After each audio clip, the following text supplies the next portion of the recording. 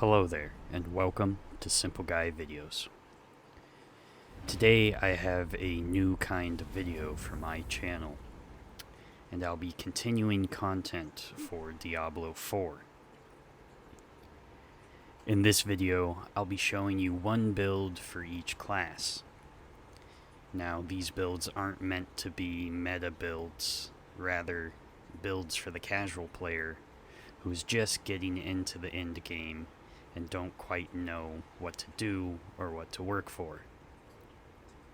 It took a while for me to get all classes to level 50, and I've done most of the dungeons, but I don't quite have my Codex of Power full. With that being said, these builds are in no particular order, and are using a mix of gear I randomly found and gear that I made. So let's get started. First up is the Rogue. I didn't want to just play the meta Twisting Blades build, so I tried something different. On this build, I'm not using any basic skill. Instead, I have Rapid Fire as my main attack skill.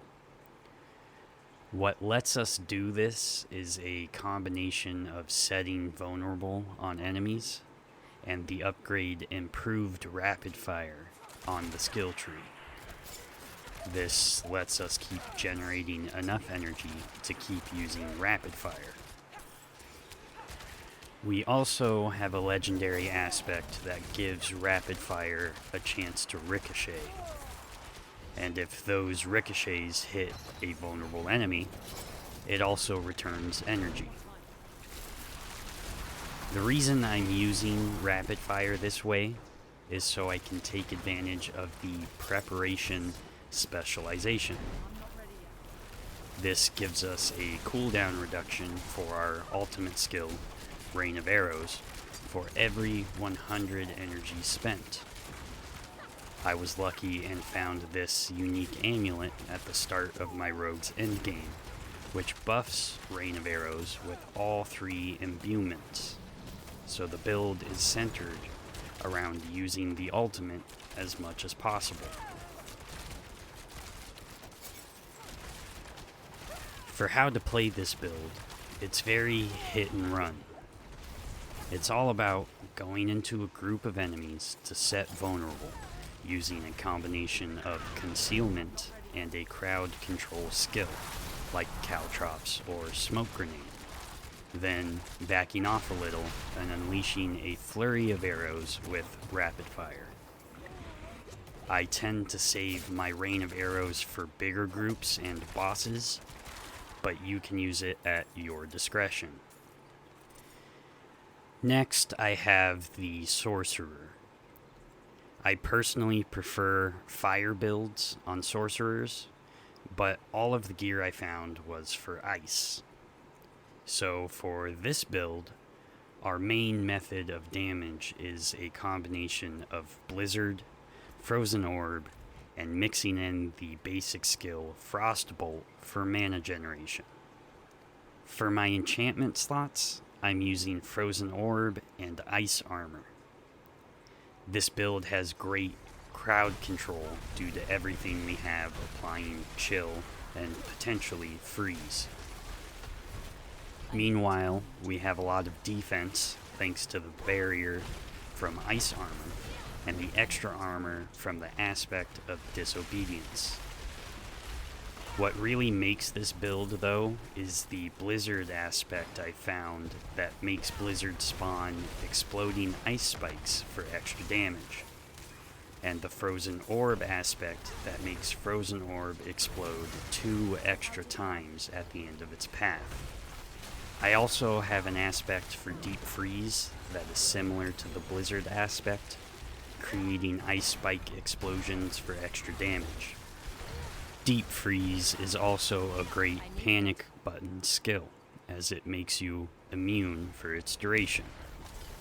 This build is played very aggressively, only backing off to send off a Frozen Orb at the right range to maximize the explosion damage.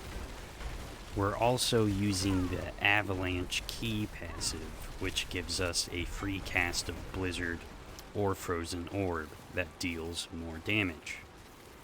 And I found a legendary that increases that to 2 free casts. This helps tremendously with our resource management while increasing our damage output.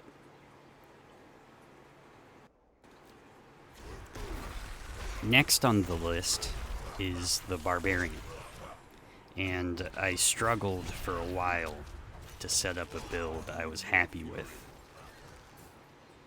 This build is all about applying Vulnerable and keeping up the berserking state. It is a classic styled build that uses Frenzy and Double Swing as its main damage skills. I'm using Leap with the Earthquake aspect to get into fights, as well as instantly starting berserking upon damaging an enemy. Kick is by far my favorite skill in the game. It can send groups of enemies clear across a room, knocking over any other enemies in their path, and stunning them if they hit any walls. Kick will also start up berserking when damaging an enemy. And we're using an aspect that resets the cooldown of Leap when we kick an enemy. Then we have Warcry and Wrath of the Berserker, as well as the Unconstrained Key passive, to try and stack as much damage buffs as we can. The build is played as aggressively as possible, using skills to start berserking while swinging wildly with Frenzy, and mixing in a cast or 2 of Double Swing to keep berserking going.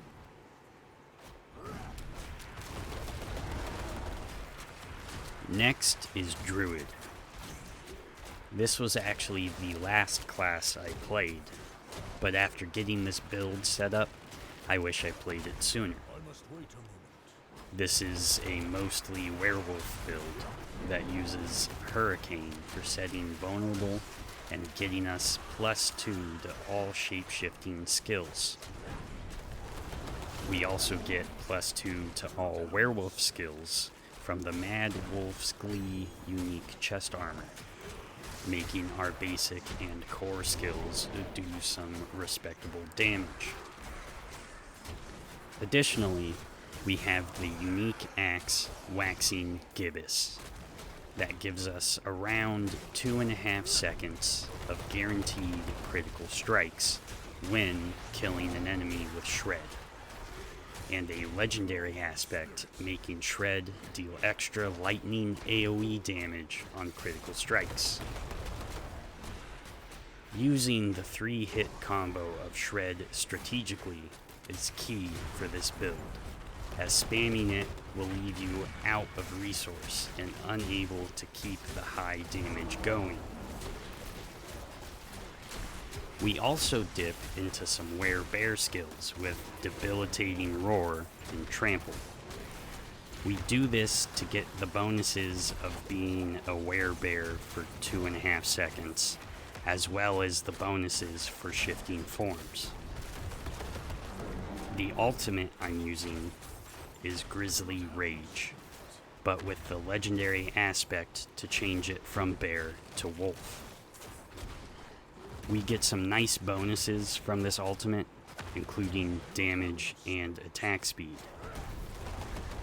This is another hyper-aggressive build, and thanks to some passives and spirit boons, we gain life and fortify constantly, keeping us alive and letting us focus on our damage output. And last but not least is the Necromancer. I'm running a Darkness build that has sacrificed all minions for increased damage. The only unique I have are the gloves that make Corpse Explosion raise skeletons that charge enemies.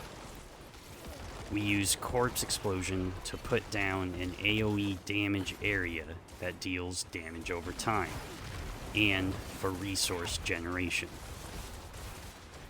The rest of the build is all about applying Vulnerable and the Shadow Blight key passive. We're using the Bone Storm ultimate along with the legendary aspects that make it a darkness skill and grants us a barrier. This build fights in melee range using Reap and Sever, while pulling enemies in with Corpse Tendrils. We also have Iron Maiden to help with resource generation and healing.